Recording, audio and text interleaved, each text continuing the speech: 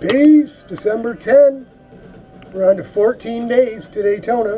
What I picked today of the 3 things I was going to try to do all at the same time was the sump tank, and I got to drill another hole and use the Oregon fittings. This is what an Oregon fitting is, right? You got these rubber bushings, and man, if you can buy like at a swap meet old Margay tanks that somebody used these Oregon fittings on, see how big that side is compared to the fuel line side? You drill a, where is it? 31/64 hole, and you push this in, and it makes the hole even smaller. And then you go to put your Oregon fitting in. I use just a drop of hand cleaner. I use that on putting my tires on, mountain tires too, because it dries up and disappears.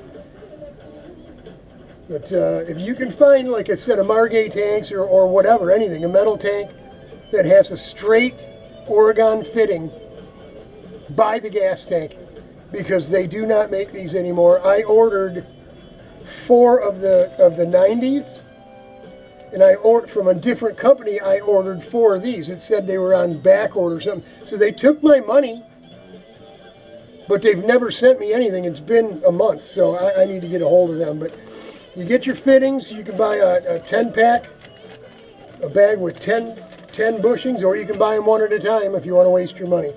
But I found this is the best way to put these things on. Where's my little tool? Here it is. Check it out.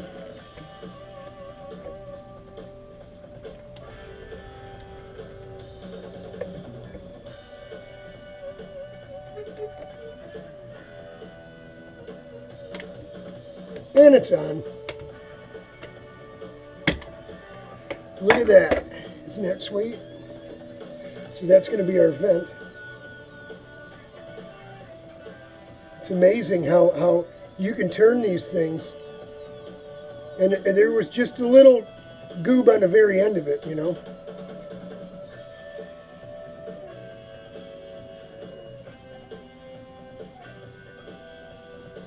If you can pull it out and it stops, that means you are definitely past the barb on the end. I suppose we could go this way and make it easier. It's the same thing, right? You follow me? So if you pull it out, you can feel that. You'll get that little gap that you've got here. Doesn't matter. All the way in, all the way out. Doesn't matter. It's not going to leak. So there. That's the tip of the day. Some of you old guys that have been drilling and tapping or welding 3 different layers of aluminum on, so you could put a fitting and drill tap and use a fitting. Those days are long gone. I'm not doing that stuff no more. I mean, I use these on aluminum too. So all the Yamaha tanks were of that orientation. So we're going to go ahead and put our, this is going to be our feed line here.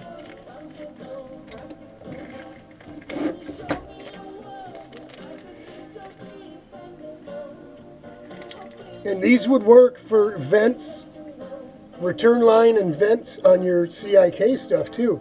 If you bought a tank that didn't have the little red and black screwball things on it, if you wanted another vent or you want a different return, you could drill the hole, put it right in here. So we'll go ahead and get our 1 little drop of hand cleaner.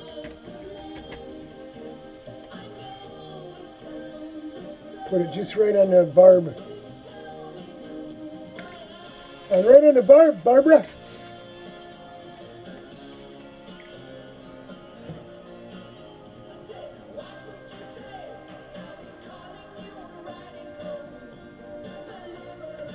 And if you can just plop and push it in by hand, you drilled the hole too big. because it does set itself. What did I do? There it is. Gotta find our special tool.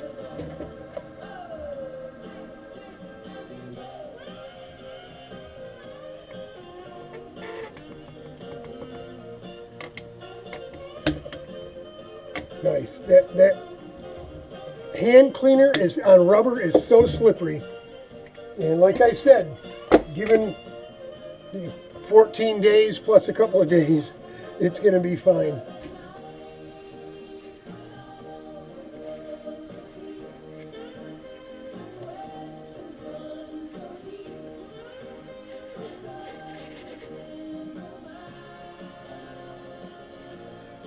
And there, so now we've got to drill us a hole for our feed to our carburetor, which we're going to put an inline, straighten you up, we're using inline, a little more, sorry about that, this thing's really tight.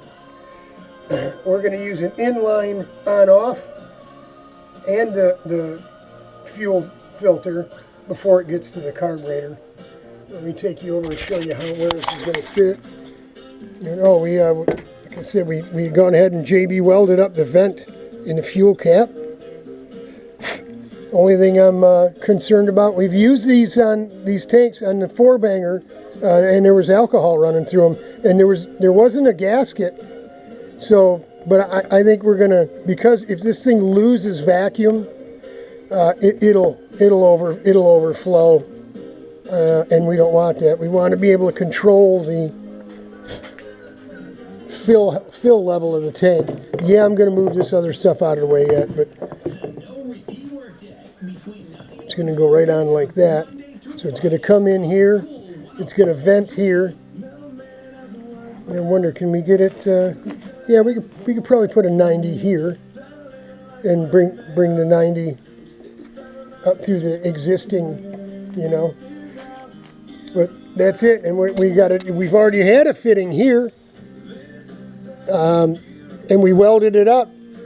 Then we put it here, and then we had to weld it up too because it wasn't working out for us.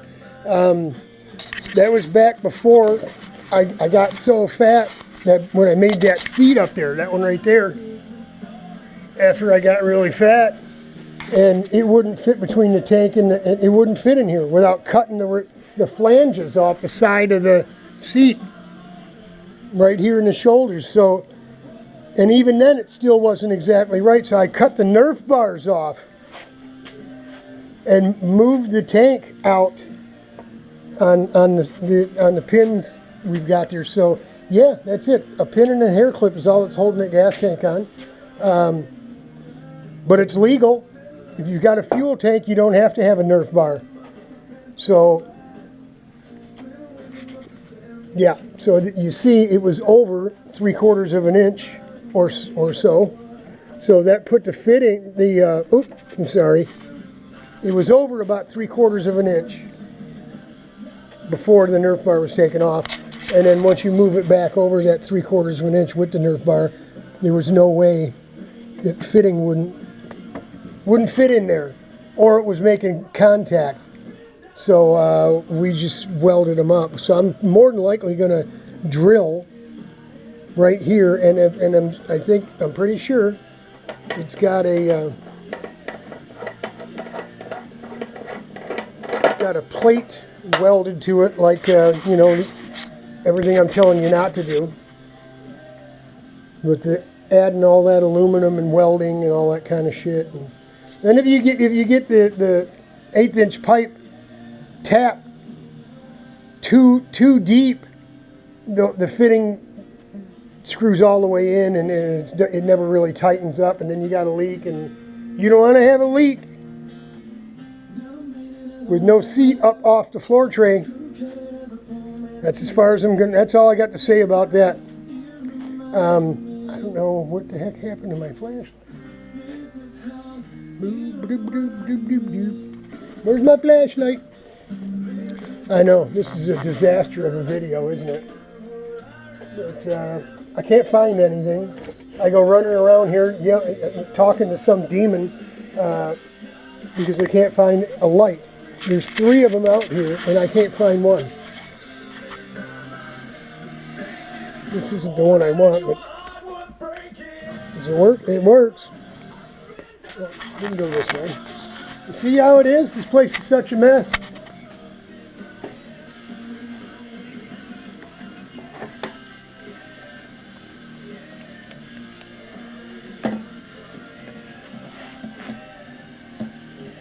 I don't know if you can see that in there or not. Probably not. The light's in the way. But there is a little piece of 1/8 inch. It's like Rich didn't even weld the dang thing on. He just tacked it. I guess it doesn't really much matter. But what about the other hole? Now see, that one's just a...